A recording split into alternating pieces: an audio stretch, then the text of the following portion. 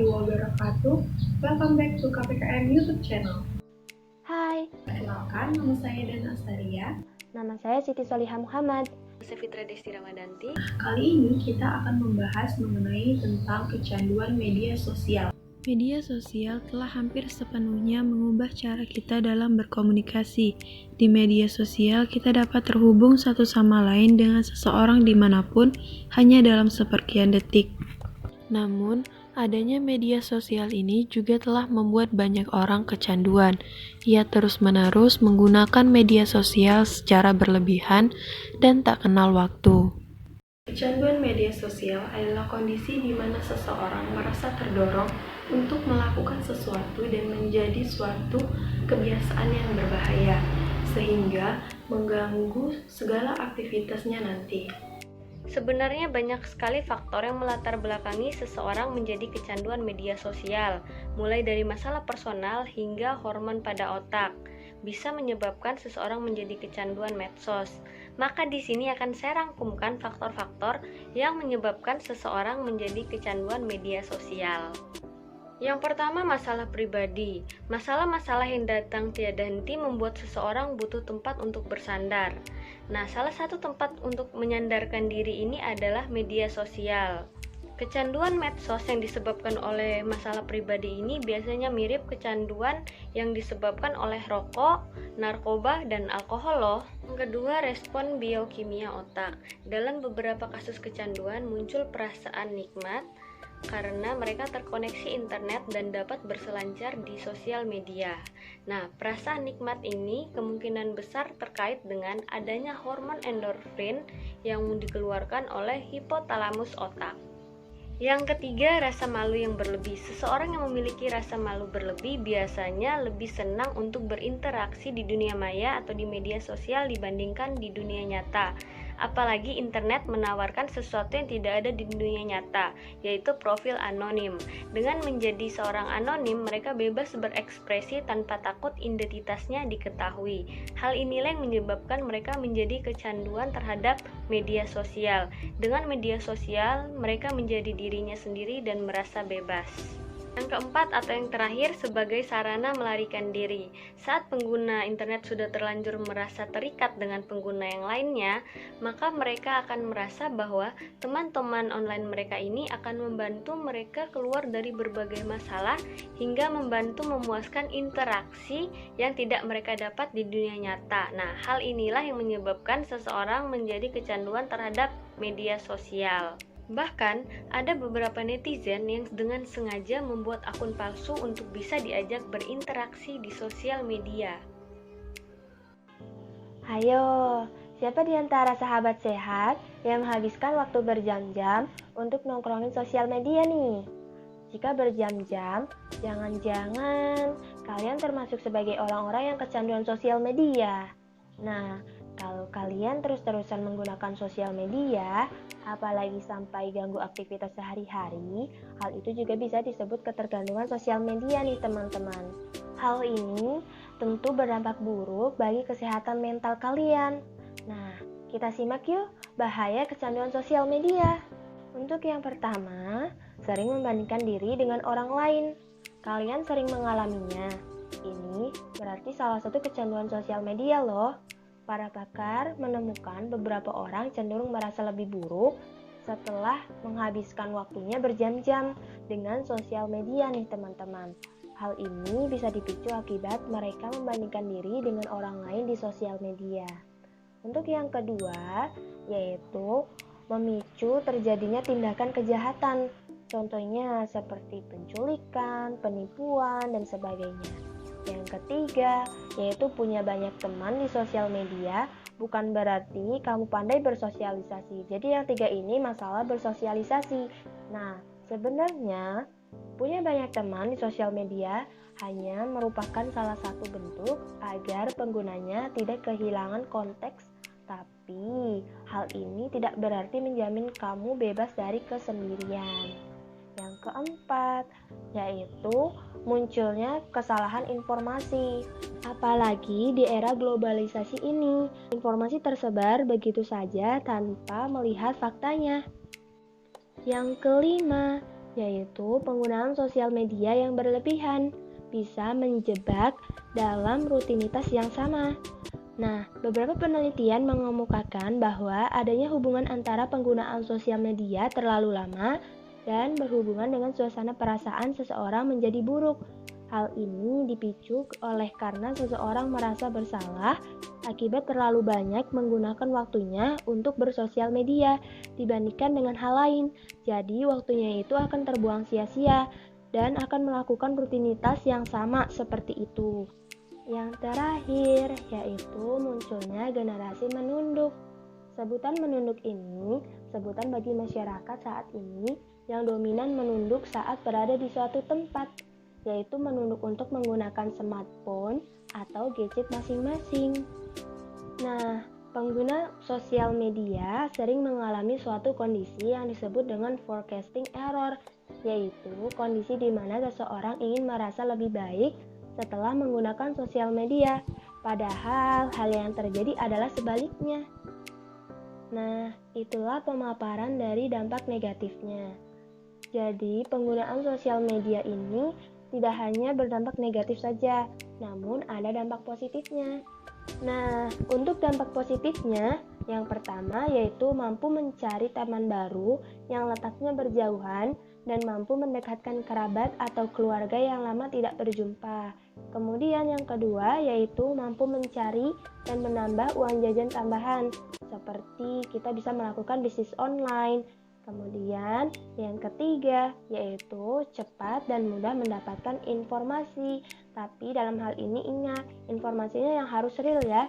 Karena kebanyakan di era globalisasi ini, informasinya itu yang ada itu tidak sesuai dengan faktanya. Nah, sahabat sehat, itulah dampak negatif dan juga dampak positif dari kecanduan sosial media. Oke, langsung aja kita jawab pertanyaan dari teman-teman di GKPKN kemarin. Pertanyaan yang pertama yaitu dari Otif Marlina. Kak, kasih tips gimana biar nggak kecanduan media sosial. Tips yang pertama yaitu perbanyak sosialisasi di kehidupan nyata. Kenapa? Karena sosialisasi di kehidupan nyata itu sangat penting. Kemudian manfaatnya lebih banyak. Contohnya, ketika kamu sosialisasi di kehidupan nyata, kamu berhadapan secara langsung. Kemudian komunikasi yang kamu lakukan itu jauh lebih intim dan bebas dan tentunya pasti lebih menyenangkan. Kemudian yang kedua yaitu cari kegiatan lain. Ketika kamu merasa diri kamu telah mengalami kecanduan media sosial, sebaiknya kamu mencari kegiatan yang lebih bermanfaat. Kegiatannya seperti apa sih, Kak? Kegiatannya bisa seperti kamu mengalihkan dengan olahraga, berkumpul dengan keluarga, ataupun teman terdekat, dan bahkan kamu bisa mengikuti kegiatan organisasi. Ketiga yaitu berfokus pada orang di sekelilingmu.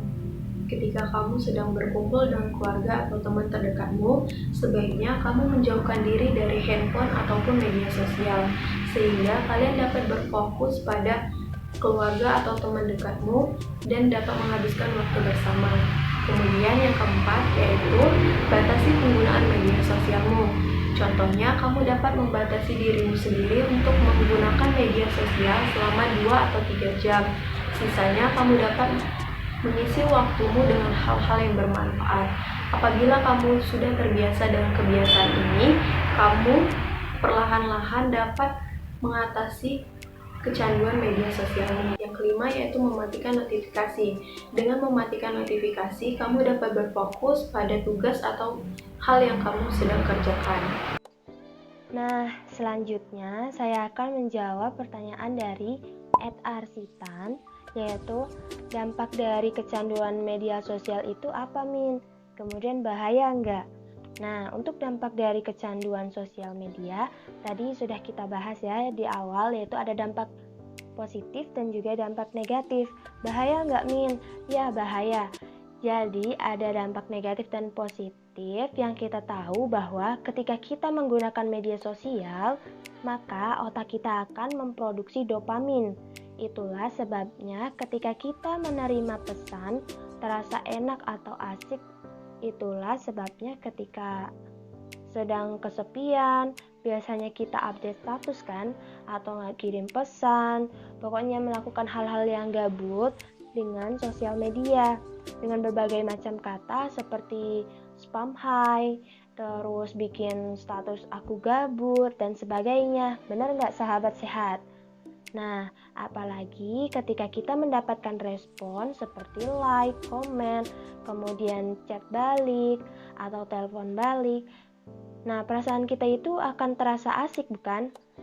Nah, apa sih dopamin itu? Dopamin adalah senyawa kebahagiaan yang sama yang muncul ketika kita merokok, kemudian minum alkohol, dan berjudi, dan lain sebagainya. Dengan kata lain, hal itu sangat-sangat membuat kita kecanduan, apalagi kalau kita terlalu lama menggunakan sosial media. Efeknya akan berdampak pada kesehatan mental. Jadi, perlu diingat ya sahabat sehat, sosial media hanya sarana untuk kamu bisa saling terhubung, tapi kamu harus bijak dalam penggunaan sosial media agar terhindar dari bahaya psikologis yang bisa saja terjadi, sebab segala sesuatu yang berlebihan tentu tidak baik, bukan? Baik, di sini saya akan membacakan pertanyaan dari @bianda_tasya01. Bagaimana sih Min tanda-tanda seseorang memiliki kecanduan media sosial? Terima kasih. Oke, jadi tanda-tanda seseorang mengalami kecanduan media sosial itu dapat kita lihat dari kebiasaan sehari-harinya. Misalnya, yang pertama, bangun tidur langsung mengecek sosial media. Hampir setiap pencandu media sosial mengawali rutinitasnya dengan mengecek handphonenya, mengecek sosial medianya yang mereka lewatkan semalam ketika tidur. Biasanya tidak banyak yang terjadi, tapi mereka akan tetap mengecek, akan tetap menatap handphonenya, padahal mata saja belum sepenuhnya terbuka loh. Ponsel juga merupakan hal yang terakhir mereka matikan ketika tidur.